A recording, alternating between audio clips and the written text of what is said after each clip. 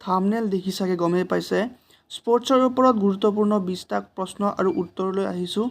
আশা কৰিছোঁ আহিবলগীয়া যিকোনো আসাম গভৰ্ণমেণ্টৰ এক্সামৰ কাৰণে গুৰুত্বপূৰ্ণ হ'ব গতিকে ভিডিঅ'টো স্কিপ নকৰাকৈ শেষলৈকে চাব আৰু যদি চেনেলত নতুন আহিছে ভিডিঅ'টো এটা লাইক কৰি চেনেলটো ছাবস্ক্ৰাইব কৰি দিব গতিকে বেছিকৈ পলম নকৰি আৰম্ভ কৰিছোঁ প্ৰথমটো প্ৰশ্ন ভাৰতে কিমানবাৰ টি20 বিশ্বকাপ জয় কৰিছে ইয়াৰ এনসাৰ হ'ব অপশ্যন বি 2 ভাৰতে 2বাৰ টি20 বিশ্বকাপ জয় কৰিছে 2 নম্বৰ প্ৰশ্ন তিলোত্তমা সেন তলৰ কোনটো খেলৰ লগত সম্পৰ্কিত শুদ্ধ উত্তৰটো হ'ব অপশ্যন বি শ্বুটিঙৰ লগত তিলোত্তমা সেন জড়িত নেক্সট প্ৰশ্ন ভাৰতে কোন বছৰত প্ৰথম অলিম্পিক হকী স্বৰ্ণ জিকিছিল শুদ্ধ উত্তৰটো হ'ব অপশ্যন এ 1928 চনত 4 নম্বৰ প্ৰশ্ন ডেভিছ কাপ কোনখন খেলৰ লগত জড়িত শুদ্ধ উত্তৰটো হ'ব অপশ্যন সি লন টেনিছ 5 নম্বৰ প্ৰশ্ন ভাৰতীয় কোনখন ৰাজ্যত প'ল' খেলৰ উৎপত্তি হৈছিল শুদ্ধ উত্তৰটো হ'ব অপশ্যন সি মণিপুৰত প'ল' খেলৰ উৎপত্তি হৈছিল 6 নম্বৰ প্ৰশ্ন টেষ্ট মেচত 250টা উইকেট লাভ কৰা দ্ৰুততম বলাৰজনৰ নাম কি শুদ্ধ উত্তৰ হ'ব অপশ্যন বি ৰবিচন্দ্ৰন আশ্বিন নেক্সট প্ৰশ্ন ইন্দিৰা গান্ধী ইনডোৰ ষ্টেডিয়াম ক'ত অৱস্থিত শুদ্ধ উত্তৰটো হ'ব অপশ্যন বি নিউ দিল্লীত ইন্দিৰা গান্ধী ইনডোৰ ষ্টেডিয়াম অৱস্থিত 8 নম্বৰ প্ৰশ্ন অলিম্পিকত ব্যক্তিগত পদক লাভ কৰা প্ৰথমজন ভাৰতীয়ৰ নাম কি শুদ্ধ উত্তৰটো হ'ব option D K D Yadav 9 number প্ৰশ্ন অশ্বিনী পোনাপ্পা কোনখন খেলৰ সৈতে জড়িত শুদ্ধ উত্তৰটো হ'ব অপশ্যন সি বেডমিণ্টন অশ্বিনী পোনাপ্পা বেডমিণ্টনৰ সৈতে জড়িত 10 নম্বৰ প্ৰশ্ন কোনখন দেশে প্ৰথম ICC মহিলা টি20 বিশ্বকাপ জিকিছিল শুদ্ধ উত্তৰটো হ'ব অপশ্যন বি ইংলেণ্ড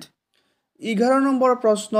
ভাৰতৰ প্ৰথমজন মহিলা গ্ৰেণ্ডমাষ্টাৰ কোন শুদ্ধ উত্তৰটো হ'ব অপশ্যন বি সুব্বাৰাম বিজয়লক্ষ্মী তেওঁ কোনটো খেলৰ লগত জড়িত কমেণ্ট বক্সত কমেণ্ট কৰিব নেক্সট প্ৰশ্ন নাও দৌৰ কোনখন ৰাজ্যৰ বিখ্যাত উৎসৱৰ খেল শুদ্ধ উত্তৰ হ'ব অপশ্যন সি কেৰেলাৰ ওনাম ফেষ্টিভেলত নাও খেল প্ৰদৰ্শন কৰা হয় 13 নম্বৰ প্ৰশ্ন চাইনামেন কোনখন খেলৰ লগত জড়িত শুদ্ধ উত্তৰ হ'ব অপশ্যন এ ক্ৰিকেট চাইনামেন ক্ৰিকেটৰ লগত জড়িত 14 নম্বৰ প্ৰশ্ন ৰাজীৱ গান্ধী খেল ৰত্ন বঁটা প্ৰাপ্ত কৰা প্ৰথম ভাৰতীয়জনৰ নাম কি শুদ্ধ উত্তৰ হ'ব অপশ্যন সি বিশ্বনাথন আনন্দ 15 নম্বৰ প্ৰশ্ন গগন নৰং কোনটো খেলৰ লগত জড়িত শুদ্ধ উত্তৰ হ'ব অপশ্যন ডি শ্বুটিং গগন নৰং শ্বুটিঙৰ সৈতে জড়িত 16 নম্বৰ প্ৰশ্ন 2028 চনত অলিম্পিক ক'ত অনুষ্ঠিত কৰা হ'ব অলিম্পিকৰ পৰা প্ৰশ্ন অহা খুবেই দেখা পোৱা যায় আৰু আগন্তুক পৰীক্ষাবোৰতো বহুত ইম্পৰ্টেণ্ট এটা টপিক হয় গতিকে ইয়াৰ লগত ৰিলেটেড কথাবিলাক জানি থ'ব লাগিব তো শুদ্ধ উত্তৰটো হ'ব option A Los Angeles US আছে গতিকে 2028 চনত লছ এঞ্জেলিছত অলিম্পিক অনুষ্ঠিত কৰা হ'ব নেক্সট প্ৰশ্ন খ' খেলত কেইজন খেলুৱৈ থাকে শুদ্ধ উত্তৰটো হ'ব অপশ্যন বি 9জন খ' খেলত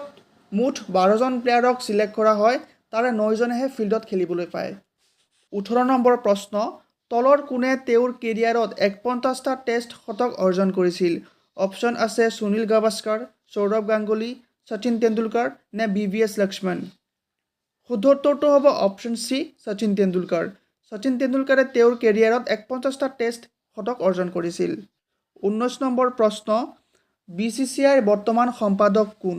অপশ্যন আছে জয় শাহ বিজয় সিং সৌৰভ গাংগুলী নে দেৱজিৎ শইকীয়া এইটো হয়তো সকলোৱে জানে তেওঁ আমাৰ অসমৰ পৰা নিউলি এপইণ্টেড হৈছে তেওঁ হৈছে দেৱজিৎ শইকীয়া শুদ্ধ উত্তৰ হ'ব অপশ্যন ডি দেৱজিৎ শইকীয়া 20 নম্বৰ প্ৰশ্ন